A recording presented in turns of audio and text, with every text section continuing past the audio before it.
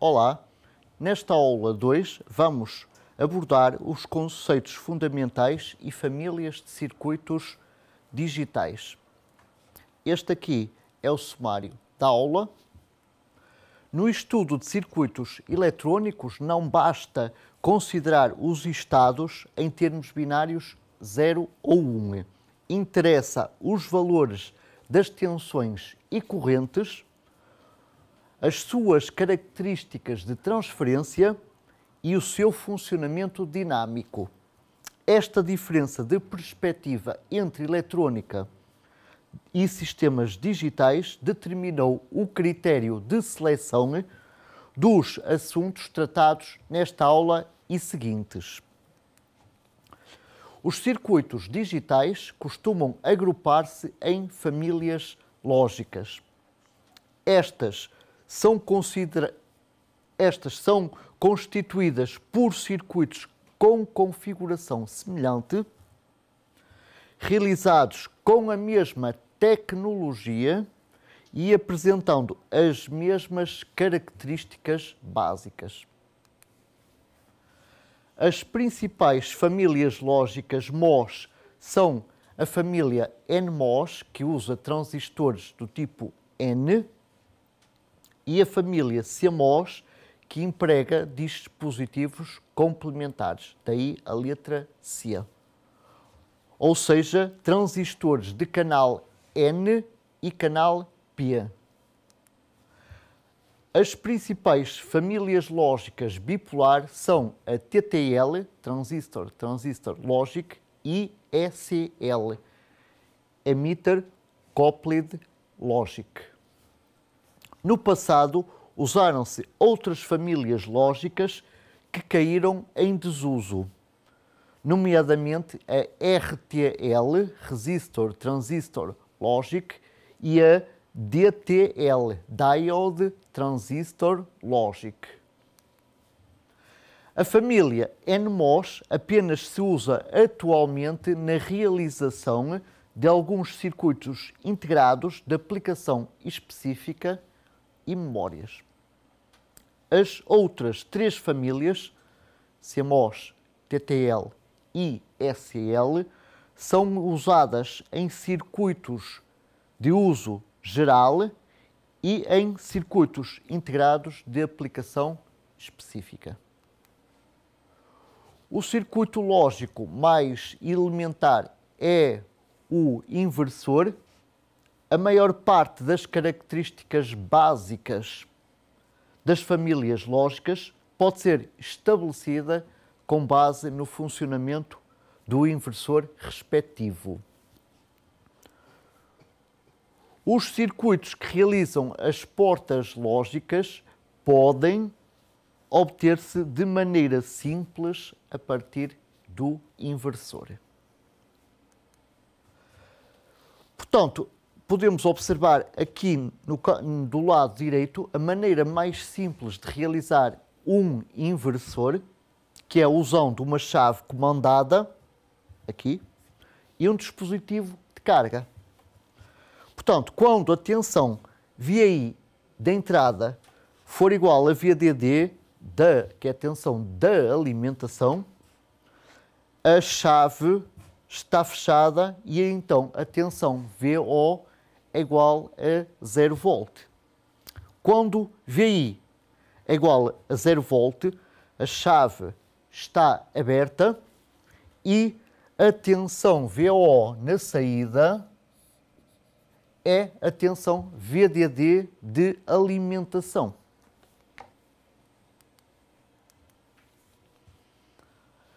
A chave comandada por VI é um transistor. O dispositivo de carga é responsável pela subida de VO, havendo aqui uma corrente a fluir através dele. Evidentemente, a chave tem que estar aberta. Este dispositivo de carga é também conhecido como dispositivo de pull-up e pode ser ou um resistor ou um transistor.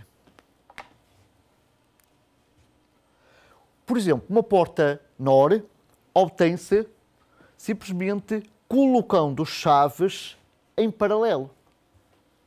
Reparemos aqui o seguinte, se eliminássemos esta segunda chave, teríamos simplesmente o inversor.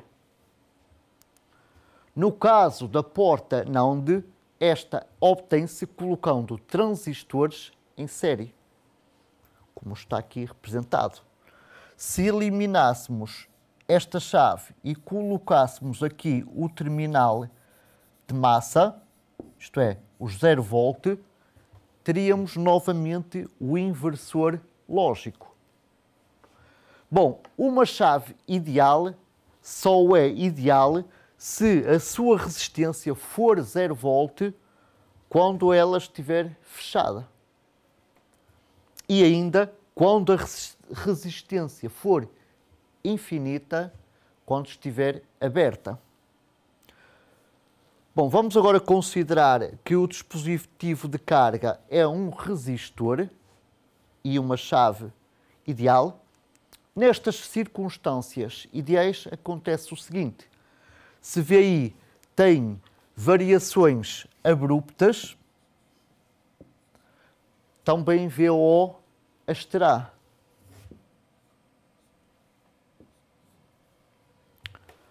Transições abruptas entre níveis alto e baixo na característica de transferência VO em função de VI também são possíveis de observar através desta reta vertical.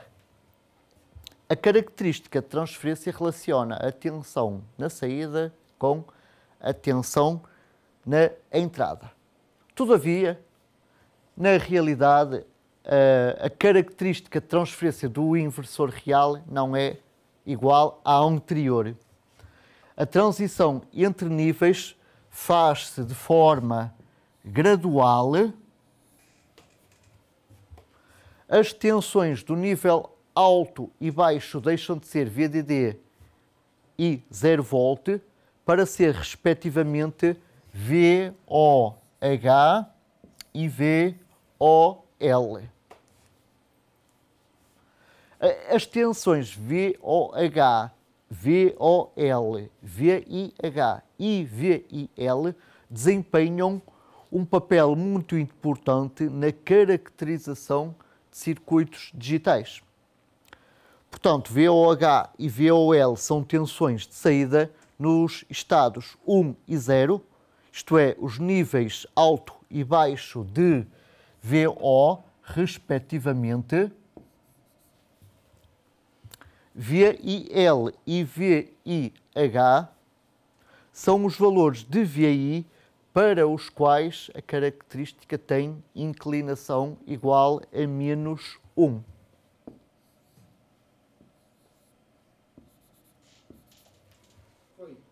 Estas tensões são especificações apresentadas pelos fabricantes para caracterizar famílias lógicas, sendo VOH a tensão mínima de saída no estado 1.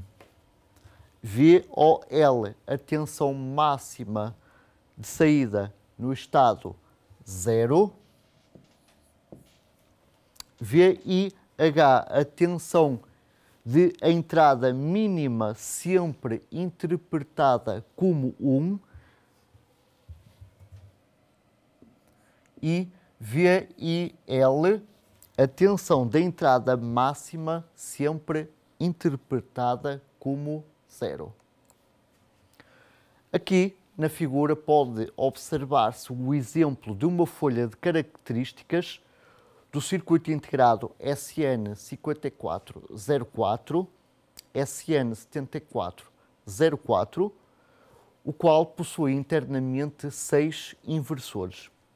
Pode-se observar aqui a tensão de alimentação e as tensões anteriormente apresentadas. O VIH com um valor mínimo de 2 volt, o VIL com um valor máximo de 0,8 volt O VOH e o VIL, pode-se observar aqui o VOH com um valor típico de 3,4 volt, todavia, num projeto de circuito digital, temos que considerar o caso mais desfavorável, que é tomando em consideração o valor mínimo especificado pelo fabricante. Para o VIL, também possui um valor típico de 0,2 volt, sendo o valor mais desfavorável o valor máximo de 0,4. Portanto, se um sinal tiver ruído sobreposto, desde que se situe entre VIH e VOH, ele vai ser sempre interpretado como um 1. Por outro lado, se situar entre VOL e VIL, esse sinal vai ser sempre interpretado como um 0. Por isso, é importante definirem-se margens de ruído.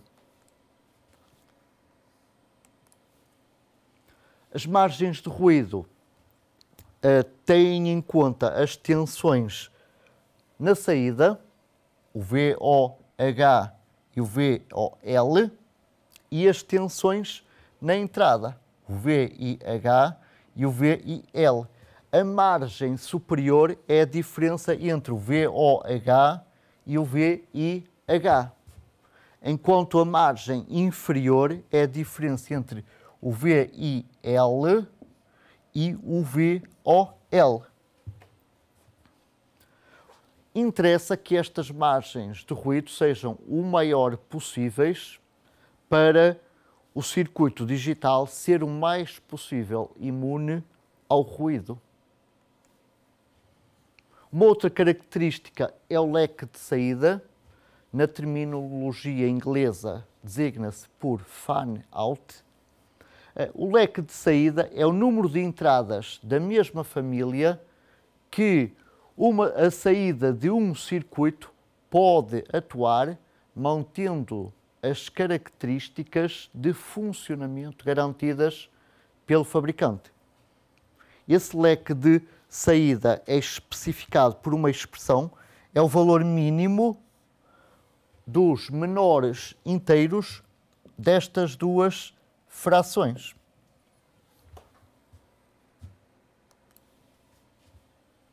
Sendo o IOH a corrente máxima de saída com a saída igual a 1, o IOL a corrente de saída máxima com a saída igual a 0, e IH a corrente de entrada máxima com a entrada igual a 1, e o IL a corrente máxima com a entrada igual a 0.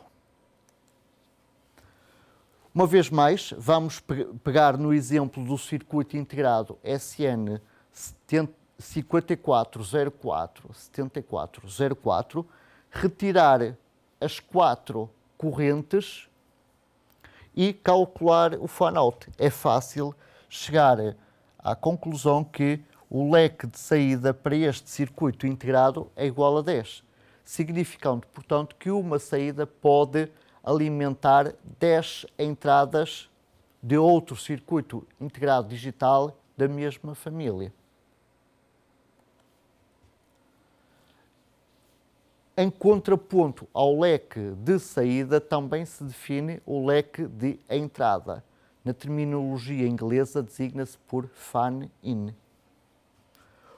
O fan-in de uma porta lógica determina o número de entradas que ela possui.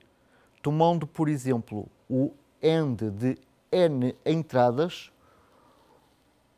o seu fan-in será igual a N.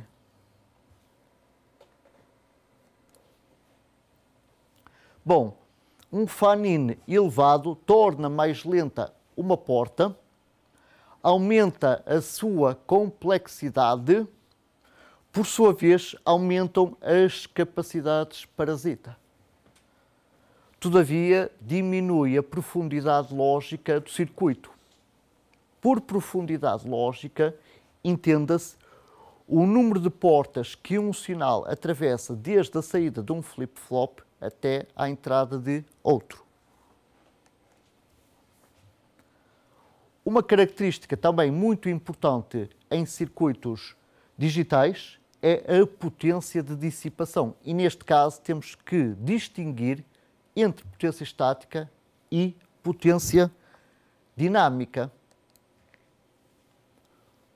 No caso da potência estática, trata-se da potência dissipada quando o circuito digital permanece no mesmo estado lógico. É normalmente diferente quando a saída está no estado lógico 0 ou no estado lógico 1. Por outro lado, a potência dinâmica corresponde à energia quando o circuito muda de estado lógico.